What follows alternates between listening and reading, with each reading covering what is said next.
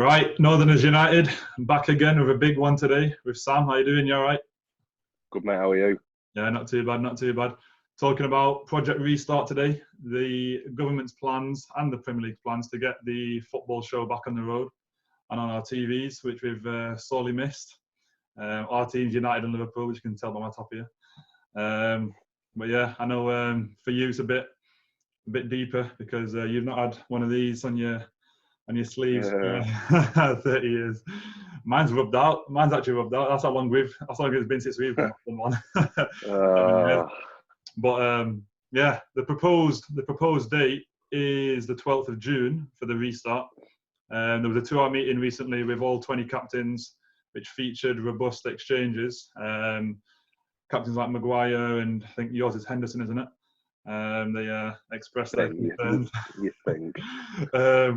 But yeah, it's going to be an interesting discussion, this one. Guys, before we go any further, like the vid, comment below with your thoughts on Project Restart, and subscribe as well. If you haven't already, hit that subscribe button. But yeah, we'll start with the training aspect. So I've been reading that players are driving to training in the kit alone in their cars. The temperatures are checked at the entrance to the training ground, and then they park in their designated space, 3 spaces away from anyone else. There's no food at the training ground. They've got to train in a group of 5 for a maximum of 75 minutes, and they've got to wear a mask or they're encouraged to wear a mask or a snood. They're not allowed to tackle. They can't even spit. Everything's disinfected. So the ball, the pitch, the goalposts, the cones, all the other equipment. And they've got to maintain social distancing at all times. And if they're injured, which, and not even that, but like they get massages and stuff, usually, they get treated by a physio who will be wearing PPE. And that's got to be a mask, gloves and an apron. And after training, they've got to drive straight home. So the aim is to obviously make the training grounds as safe as possible, the ones in England. But yeah, what's your thoughts on that? Because obviously it's quite extreme, to compare to what what it was like only 2-3 months ago, where they were just training as normal in big groups. It's a big change, isn't it? I think on the whole subject of coronavirus, I think it's gonna. I mean, I had this conversation with a few people. I think in and out of football and sport and everything, I personally think it'll change the way society is forever. The way people are, the way businesses are, the way they act, and even at big sporting events, it'll be stuff like keeping your distance and disinfecting your hands and doing all this different stuff. I always think people are going to be a bit more wary. So I think if you can do something like training, but maintain the social distancing, maintain a safe and healthy atmosphere for players to be in, I think they should do it. Obviously, it's going to be completely different for the way training normally is. But let's be honest, our whole working environment across the UK has been turned upside down. So it's no different. They're just having to do their work, but adapt to the situation that's currently ongoing. So I agree. I think if it can be done, it should be done. Like I said, you got your people working from home and your people doing different stuff. I know Liverpool players they've all been given set exercise in different state-of-the-art gyms in their houses, but they've all been given set training routines to do whilst they've been on their own by the Liverpool coaching training staff.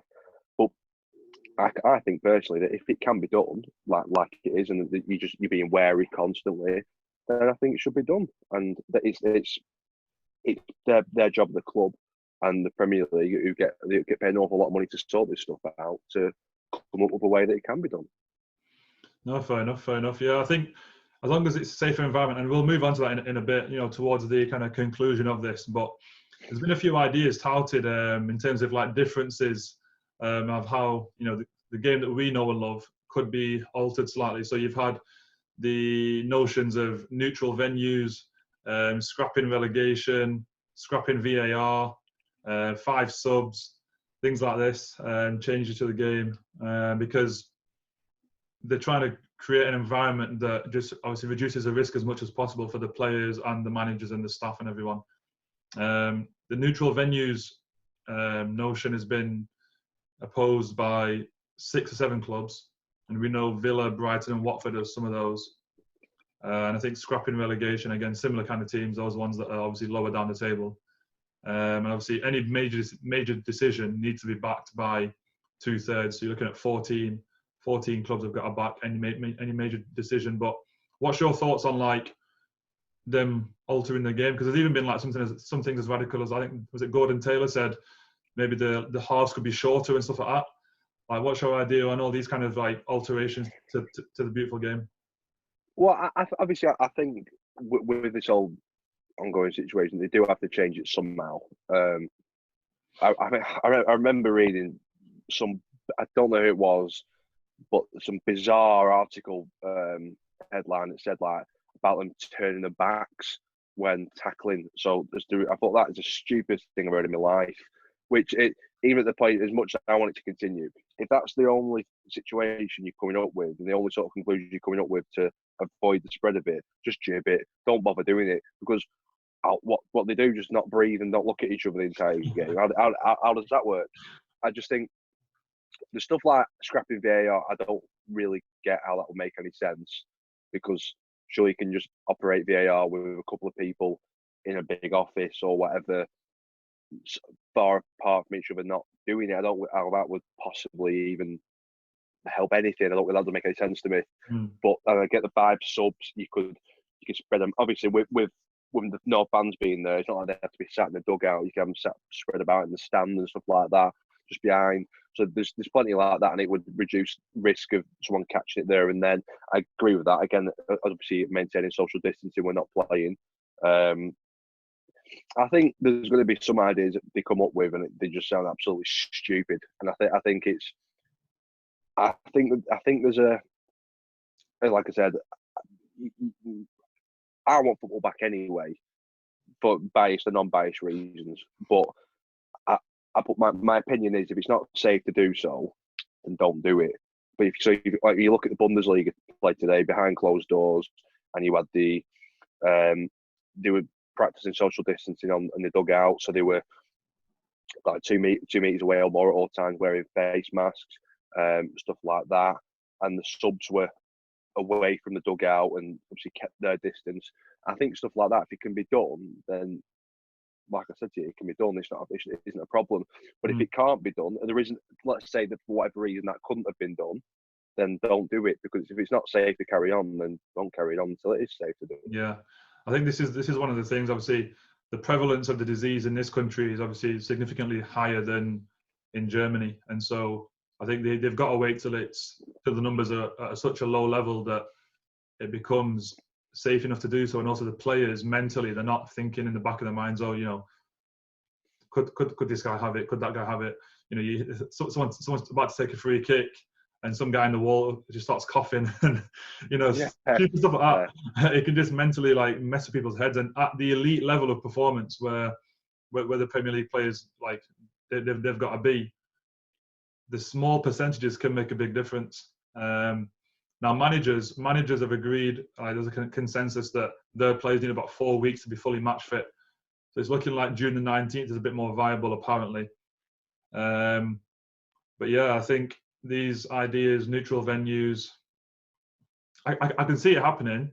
They have to obviously get everyone to, like, St. George's Park has been touted, or some kind of central location. Scrapping relegation, I don't know. I don't know if that's going to be an idea that they'll go ahead with. But there has been ideas. On Monday, Alison McGovern, the shadow sports minister, wrote to the actual sports minister, Nigel Huddleston, asking 20 questions about Project Restart. So they were requesting transparency around plans and medical protocols, health risk assessments, number of people allowed at the games. If there's positive tests, what measures are taken, PPE for the staff, the medical staff and the non-playing staff, referees, media, and also ticket refunds for fans. Because like myself, I had 4 games left at home at Old Trafford. So that's about 160 quid. So, you know, how does that, how do United go about getting that money back to us if the games are not played at Old Trafford? Do they give us like a pass to watch it on TV for free, or I don't know how they go about that. But yeah, the testing's quite an interesting thing, because privately conducted coronavirus tests are costing between 150 and 180 quid. And the protocols being worked on in football insist on like a twice weekly test. So for the league to do the remaining 92 matches, it's about 40,000 tests. It's going to cost about 30 grand a week. In the grand scheme of things for the Premier League is not a lot of money, I suppose. But the questions that are coming into play are, why are footballers above like frontline staff workers and other people that should be prioritised in terms of getting those tests?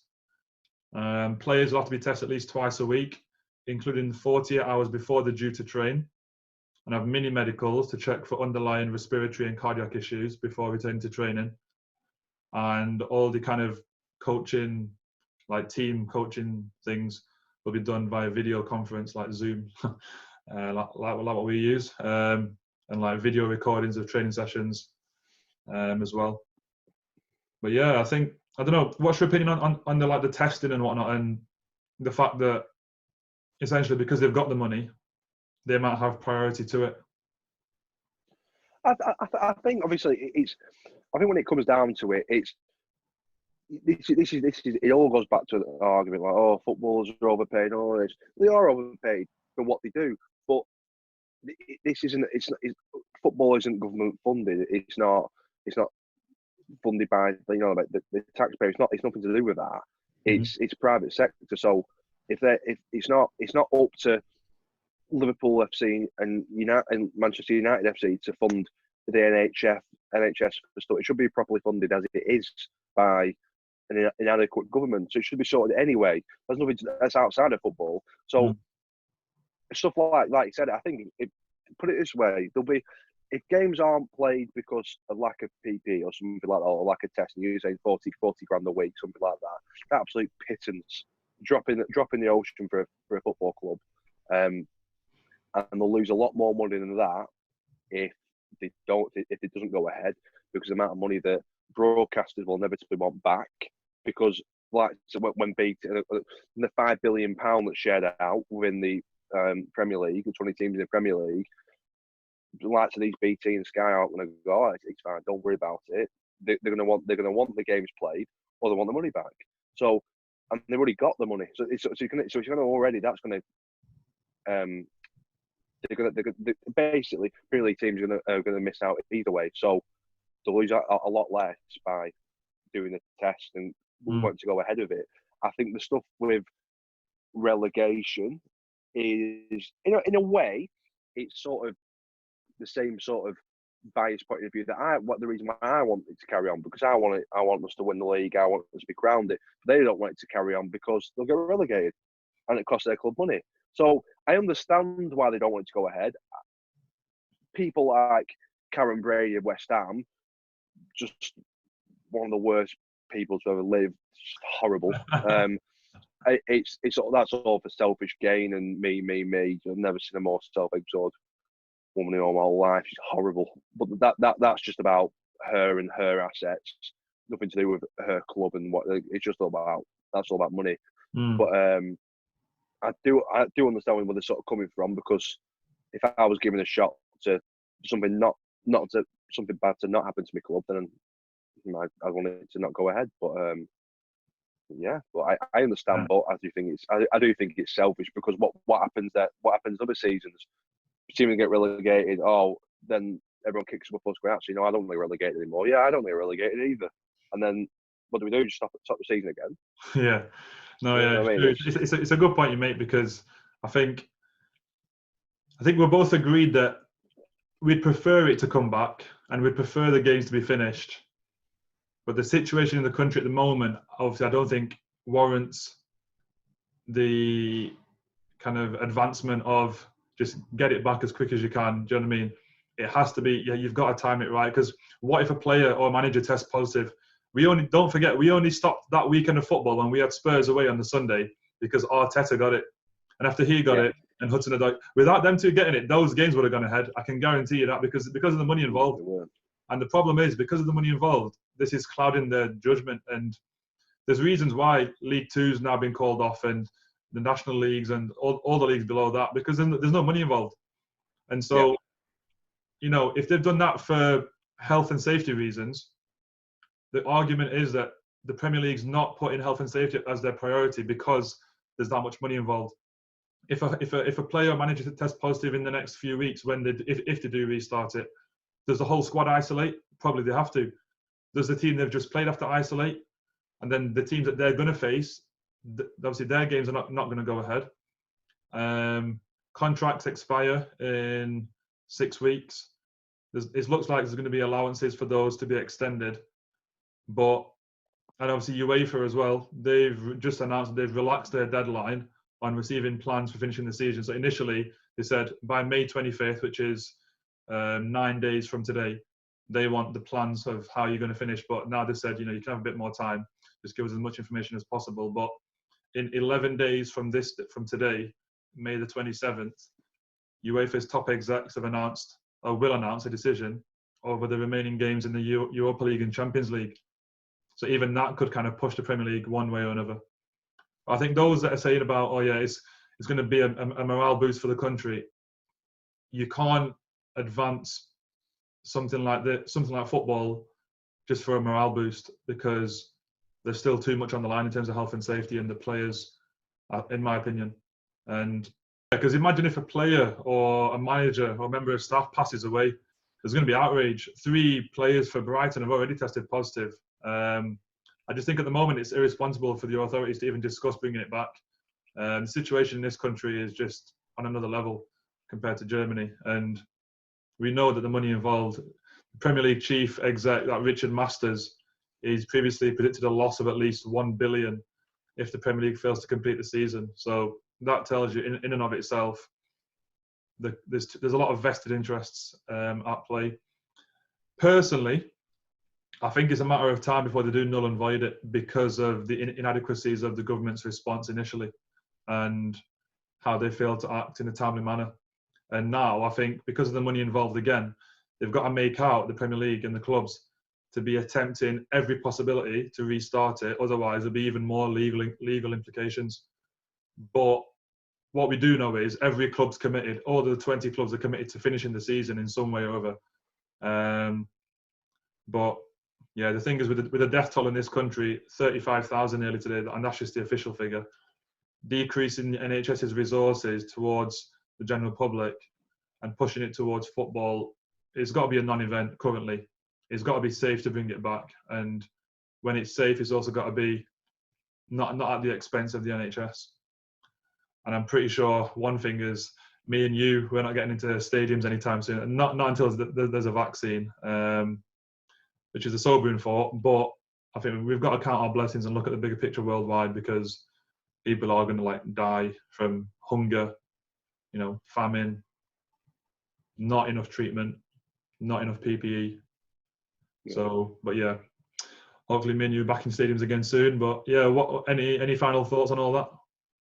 I just like I said, we said weeks and weeks ago, mate. I said as much as I want the season to go ahead and carry on, my opinion is I'd only want to do it if it was safe. If it's not safe, then I wouldn't want it to happen. Whatever happens to the league, I'm not bothered. At the end of the day, there is more important things than football. At the time, it doesn't seem like there is, but I'd rather people not die because you want to rush the footy back and get crack on and win a league title. Talk about the same like that. I don't believe in that. I think it's, if it can go ahead, it should. If it can't, it shouldn't. But I remember looking at the saying about, there's something to, I don't know if someone mentioned on the radio or something, I heard something about, but if in like a 6-week period, if you get all the games done and stuff like that, and it can effectively be like when, I know people in trades and stuff, they work away from home a lot, doing big jobs, go down south and stuff like that. Well, people up north go down south onto big sites and doing stuff like that, and they work away from home and they're in hotel rooms, stuff like that. And you could effectively do it where it's like the players have to be isolated away from the families for 6 weeks, because people do it, and working class do it as a yearly round thing. They work away from the families. It's not an outrageous thing to ask, to be away from their families for 6 weeks. I think, like you said, it does come down to the amount of money in it.